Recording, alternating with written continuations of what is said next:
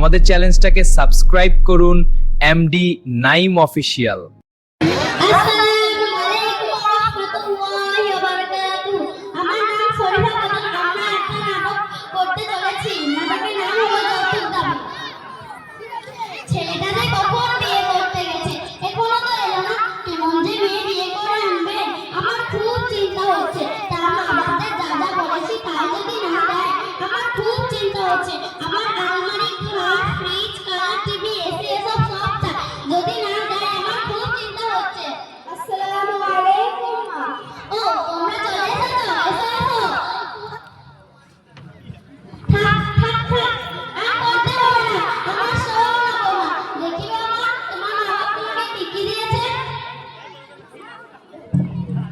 মা থাকো থাকো, আমরা অনেক দূর থেকে এসেছি, একটু তো বসতে দাও, তারপর এসব পরে কথা হবে।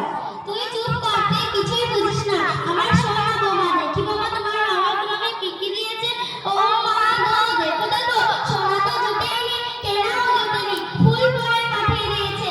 এই মেয়ে বল তো সাহসী করে আমার ঘরে এসেছে আর গয়না গাটি না নিয়ে তোর ফুল পরা আর না পরা সব। মা আমাকে ছেড়ে দাও, আমাকে এরকম করো না, মাফ করে দাও আমাকে। তুই কিছুই বুঝিস না। আমার একটা ছেলে চেয়ে একটা মেয়ে বেশি, একটা মেয়ে চেয়ে একটা ছেলে বেশি দাও।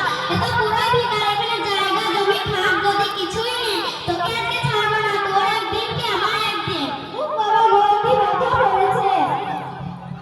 মা মা তুমি আমাকে মারছো কেন? তুই চুপ কর, তুই কিছুই বুঝিস না। মা আমাকে মাফ করে দাও, উফ মাফ করে দাও।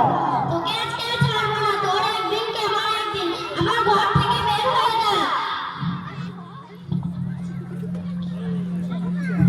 আমার কি ব্যথা করেছে। তুমি চুপ করে আসবে না, তুমি চুপ করো। আমার আলমারি খাট ফ্রিজ সব পানিতে ডুবে গেল। ওই মেয়েকে আজ আমি ছাড়বো না। ওই মেয়ের জন্য আমি রাতের বেলায় ঘুমাইনি, দুপুর বেলায় খাইনি।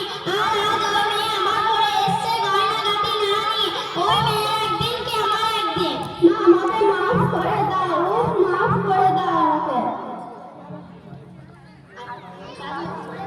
মা আমাকে মাফ করে দাও, উফ মাফ করে দাও আমাকে। তুই ছাড় আমার পা, আমার সোনা গয়না আলমারি আর